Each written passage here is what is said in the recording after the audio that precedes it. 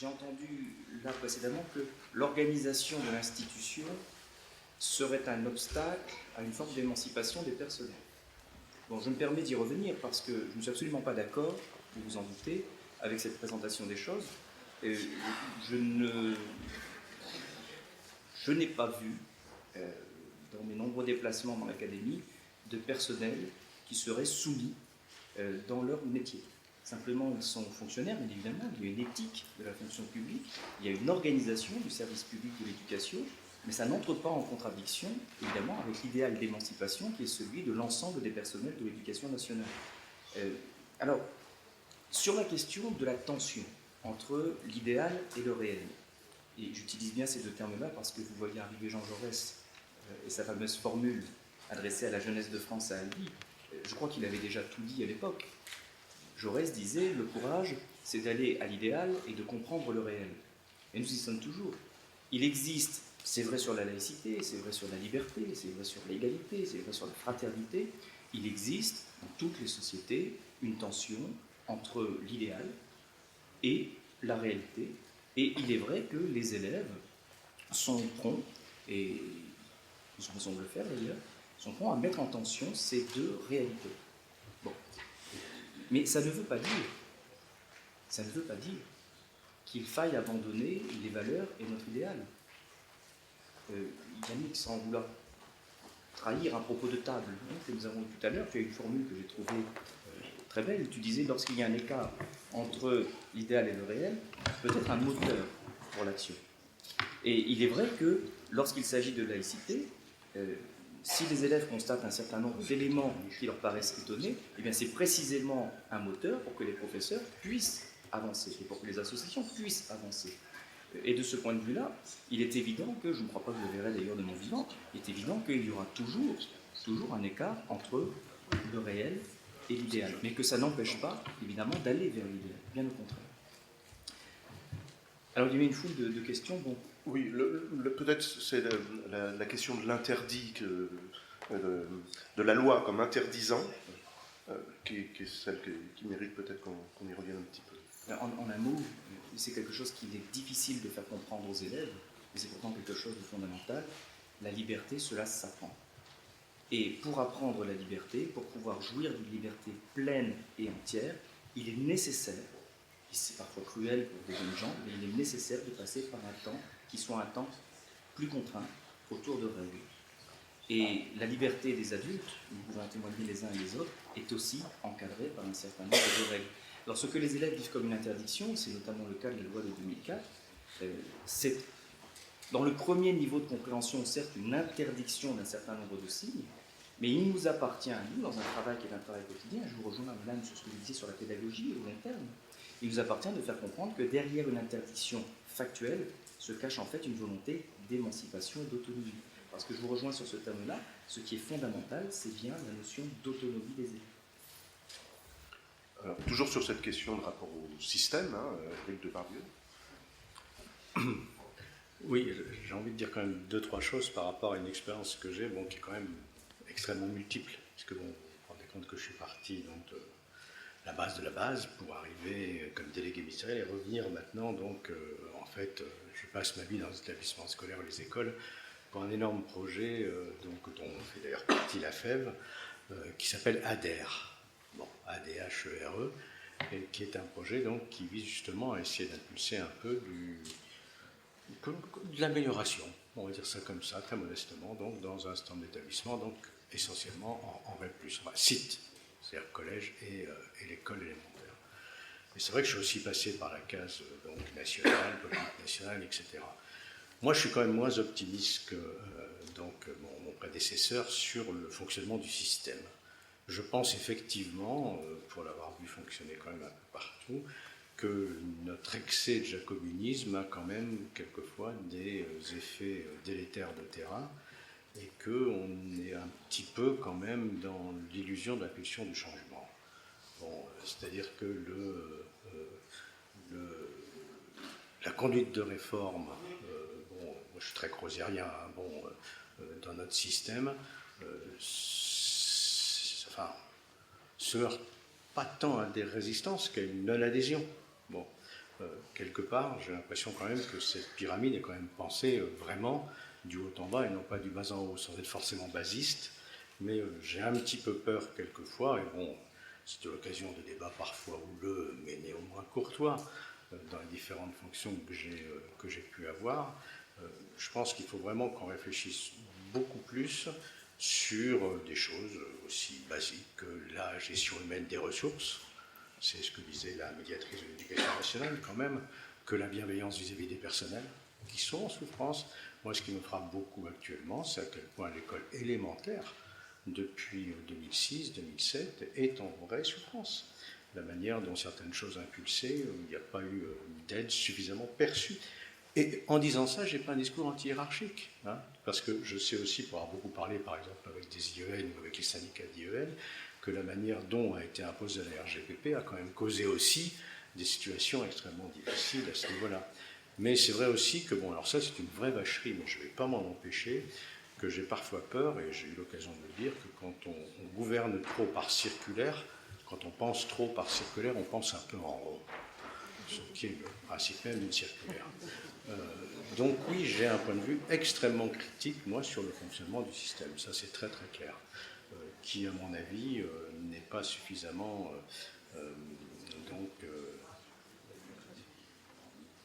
bienveillant pour les personnels. Bon. Alors, j'avais quelques questions, alors comme je dois partir un tout petit peu avant, je suis désolé, je vais tout de suite les prendre, hein, que tu m'avais dit. Bon, alors je ne vais pas répondre à toutes. Hein. Alors, bien sûr, c'est intéressant parce que les trois questions, effectivement, prononcent le mot enfant, comme j'avais terminé donc par une situation de Korjak, bon, j'en suis particulièrement ravi. Et effectivement, j'aurais bien envie de dire une première chose, qui était quand même un des invariants pédagogiques, c'est le numéro 1, me semble-t-il, de Célestin Freinet, qui était l'enfant est de la même nature que l'adulte. C'est-à-dire que, oui, et bien entendu, la liberté s'apprend, mais pour moi, ce qui n'est pas du tout contradictoire avec ce qui a été dit, par contre, elle s'apprend en se vivant. Bon. Elle s'apprend en se vivant à travers justement ces règles et ces difficultés. Une des difficultés qu'on rencontre quelquefois quand on travaille avec la meilleure foi du monde en établissement sur la question, par exemple, du règlement intérieur. Bon. C'est dire, bon, on va régler les choses en négociant, en parlant règlement intérieur avec les élèves. Moi, personnellement, je dis, pourquoi faire ? Le pourquoi faire, c'est-à-dire de la coopération, effectivement. Quelque chose de très concret, je vais terminer volontairement par quelque chose de très concret, au niveau, par exemple, de l'école maternelle. Bon, chose très simple, une école maternelle, par exemple, qui est un apprentissage de la liberté, justement, dans les règles. On sait que c'est important que les mômes, sauf si on a l'idée que non, les mômes en école maternelle sont déjà dans des cases qui vont les emmener directement vers les classes prépa, donc ils ont besoin de peindre, par exemple. Et si vous êtes institut en maternelle, vous savez que moi j'arrive pas à dire professeur des écoles, vous savez très bien que ça va être une des causes principales de conflit entre vous, institut, l'ADSEM et la femme de service, quand il y a un pot de peinture qui est renversé. Bon. Eh bien, voilà un vrai apprentissage de la liberté. Ma liberté de peindre nécessite que ces pots ne soient pas renversés. Donc oui, dès l'école maternelle, on va parler de liberté, on va parler de liberté dans des règles. Effectivement, et tu as tout à fait raison de le dire, autonomie, c'est pas anarchie. Hein. Et quand Freinet parlait de discipline, il parlait de discipline coopérative. C'est parce qu'on coopère qu'on a besoin de règles. Mais le règlement pour le règlement, la norme pour la norme, là on n'est plus dans l'apprentissage de la démocratie. Alors c'est vrai que derrière tout ça, derrière tout ce qui a été dit, hein, je crois que la richesse effectivement de l'instant de réflexion et de programme qu'il peut y avoir actuellement, c'est cette intrusion du dialogue et du discours qui est totalement nécessaire. Pas de démocratie sans dialogue, tout simplement. Que ce soit au niveau des adultes, que ce soit au niveau des adultes avec les élèves ou des élèves avec les élèves. C'est pas forcément une énorme révolution que de dire ça. Après tout, les vertus du dialogue, allez, j'y reviens, mais Socrate, me semble-t-il déjà, bon, en parler un petit peu. Alors ce dialogue, il peut être, oui, sur les tribunaux d'enfants, pourquoi pas Janusz Korczak. Bon, à réfléchir. Je crois que c'est aussi sur quelque chose que disait Oury, qui était juste dans la classe coopérative et la pédagogie institutionnelle, quand il disait, bon, le problème de l'adulte, quelquefois, c'est quand il y a une espèce de conseil de coopérative où on va parler d'un môme qui transgresse, les mômes, ils veulent le noyer ou le pendre. Donc il y a effectivement là des choses intéressantes. Mais je suis évidemment totalement pour ce genre de pratique. Personnellement, oui, je préfère les brûler. Mais alors après, moi, il y a une question, juste très rapidement. Quand doit-on parler aux autorités supérieures lorsqu'un enfant subit une situation de violence répétée? Moi, je dis, il y a le quand, tout de suite, et le comment.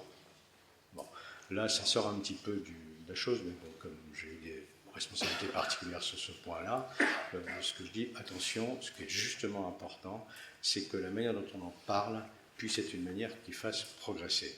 La manière dont c'est reçu par l'institution, reçu par les personnes. Si on arrive immédiatement, et c'est normal, on est inquiet, c'est notre môme. Moi, je veux dire, j'ai beau travailler sur le harcèlement depuis des années, si la fille qui a 14 ans rentre du lycée en disant qu'elle a été harcelée, je vais faire ce que je ne dois pas faire. Je vais la surprotéger, je vais aller engueuler son proviseur. Mais non, je ne dois pas le faire. Bon, je mets en place des situations, je relève le plus de choses. Je vous conseille, pour ceux qui m'ont posé la question, donc de ne pas hésiter à aller sur le site, donc agir contre le harcèlement.gouv.fr, où il y a des conseils aux parents sur comment je m'adresse à l'établissement scolaire. Ces conseils, il faut que vous le sachiez, n'ont pas été faits comme ça, ex cathedra. Ils ont été faits avec des parents d'élèves dont les enfants ont été victimes. Certains ont même été jusqu'à l'ultime après cette victimation. Et c'était validé par ces parents de victimes. Donc ce n'est pas du n'importe quoi. Mais bon, effectivement, en parler. En parler, c'est essentiel. C'est la moitié, seulement la moitié. Mais c'est quand même la moitié du chemin. Si on ne fait pas ce pas-là, ça ne s'arrêtera pas. Merci. Il y a maintenant deux autres séries de questions. On n'aura pas forcément beaucoup de temps pour en traiter. La première série de questions, il y a 4-5 petits papiers, je vais en prendre deux, tourne autour de la question de la laïcité et du mot neutralité. Alors d'une part, il y a un petit papier qui demande que le concept soit un petit peu plus défini, et puis d'autre part, il y a plusieurs petits papiers qui interrogent la possibilité, l'éventualité, l'existence d'affichage des différences, notamment religieuses, et en particulier à l'école, comme une façon, dit un des petits papiers par exemple, de s'accepter les uns les autres avec nos différences, et donc de savoir vivre les uns avec les autres. Donc, il y a d'autres petits papiers qui évoquent cette idée de est-ce que l'école ne devrait pas être le lieu des dialogues des croyances, donc, et des positions, plutôt que le lieu de leur exclusion. Y a-t-il, parmi les trois personnes qui sont encore à table, l'une ou l'autre que ça intéresse? Oui. Je ne vais pas me positionner encore une fois, aucune expertise sur la question de la laïcité. Ce qui me semble intéressant, c'est que la loi de 2004 régissait en fait la question des signes. Et qu'en fait, pour moi, ce n'est pas le cœur, effectivement, du problème et de la réflexion. Je pense que l'école doit être le lieu d'apprentissage de la citoyenneté, du débat, du dialogue, et qu'il ne s'agit pas d'être dans une artificialité. Et ça revient aussi à la question du statut, élève-enfant, ce que tu pointais. Je pense qu'il faut considérer que les enfants rentrent à l'école avec ce qu'ils vivent en dehors, et que dans ce qu'ils vivent en dehors, il y a aussi une partie de leur milieu, leurs croyances, même si ces croyances ne sont pas encore la production de leur individu propre, c'est encore un autre sujet, mais qu'il y a une chose qui est de l'ordre de la régulation des signes extérieurs, et puis il y a autre chose qui est la gestion en fait de ce avec quoi les enfants arrivent et comment on arrive à les faire se relationner entre eux et construire entre eux, et ça bien sûr ces espaces-là ne peuvent exclure ce qu'ils sont.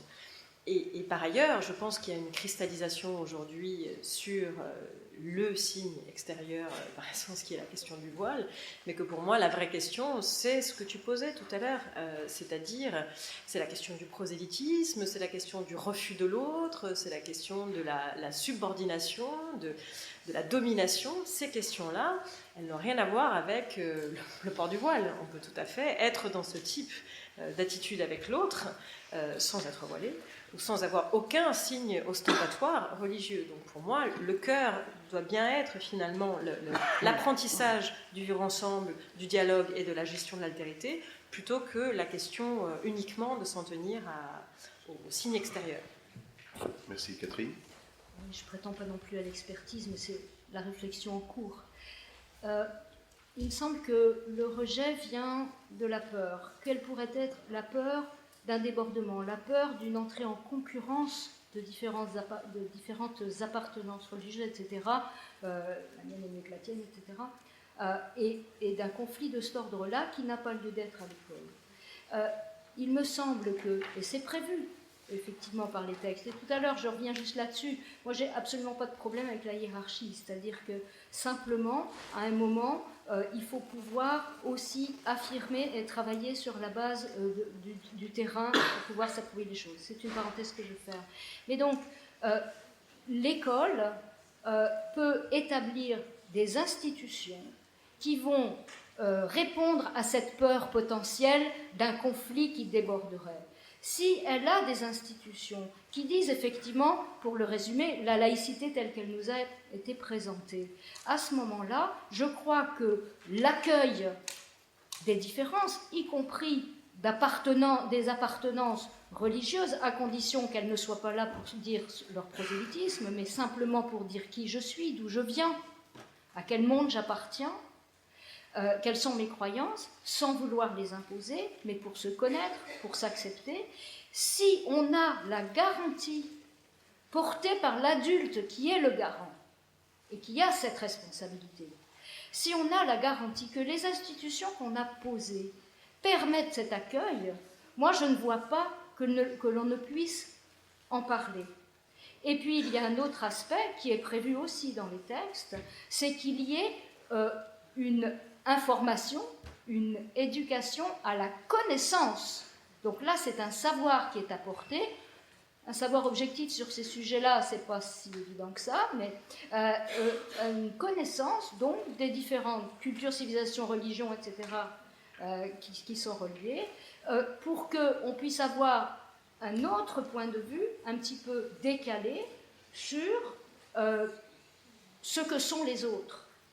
Et qu'on puisse faire, à partir d'un savoir, j'allais dire un petit peu large, un petit peu objectivé, que l'on puisse faire le rapprochement, et d'autant plus difficile à faire quand les enfants sont jeunes, et le rapprochement avec mon copain Rachid, ou je ne sais pas, peu importe, qui, lui, parle de cela, et je le remets dans un contexte. Mais là, c'est le rôle de l'école, d'apporter ce savoir qui va donner un petit peu plus de recul et d'élargissement. C'est pas juste lui l'incarnation de quelque chose, on le replace dans un contexte. Donc l'école a les moyens, me semble-t-il, à condition de le conscientiser et de l'organiser dans un temps qui n'est pas forcément immédiat, c'est-à-dire qu'il y a peut-être des étapes. Il me semble que l'école, à la fois dans les textes, dans son intention et dans la liberté pédagogique au quotidien, elle a les moyens, c'est pas simple, hein, je sais, je viens de là, mais elle a les moyens d'arriver à accueillir l'autre tout en se protégeant de ces débordements qu'elle craint. Et il me semble que c'est un travail extrêmement fin, en fait, parce qu'on est toujours sur le fil du rasoir, parce qu'on est dans l'humain. Mais il me semble que, voilà, je crois qu'on peut aborder les choses, mais il faut peut-être poser quelques préalables avant. Je vais donner la parole à Mathieu aussi sur ce sujet, peut-être sans aller totalement jusqu'à parler de l'enseignement du fait religieux, mais enfin, contextualiser, historiciser, c'est peut-être des choses sur lesquelles tu as quelque chose à préciser. Et neutralité, peut-être aussi, tant qu'à faire pour te donner un beau paquet. Là. Merci. Bon, en quelques mots simplement, sur l'obligation de neutralité, il faut d'abord rappeler que l'obligation de neutralité repose sur les fonctionnaires, pas sur les élèves. Donc un certain nombre de questions qui portent sur l'exclusion de la chose religieuse des classes ou des écoles procèdent d'une confusion sur l'obligation de neutralité.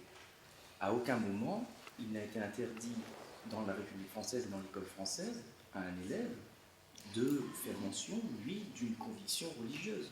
Et les professeurs savent bien que, à l'occasion de leurs cours sur l'enseignement laïque des faits religieux, sur l'enseignement moral et civique, à l'occasion de la découverte des textes en classe de 6e, par exemple, les textes dits fondateurs, les élèves ne se privent pas de faire mention de leurs convictions, de leurs croyances, de leurs interrogations et de leur volonté de découvrir.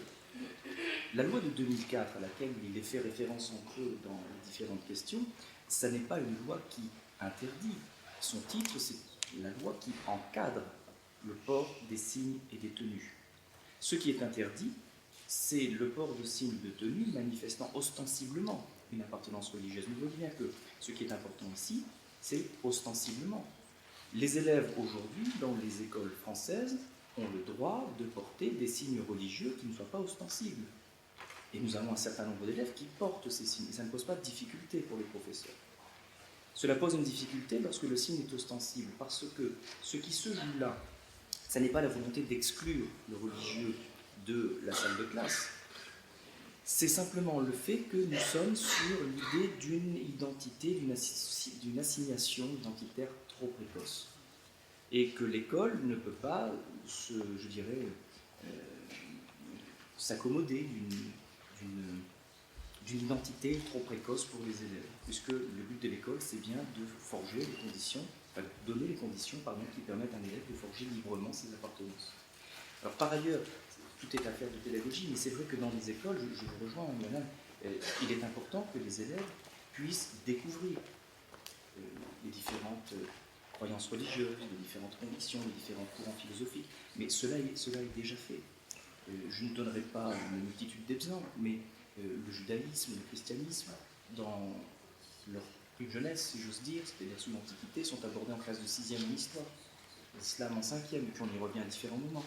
Les professeurs de français savent qu'ils abordent par le biais des textes un certain nombre de religions, un certain nombre de courants philosophiques.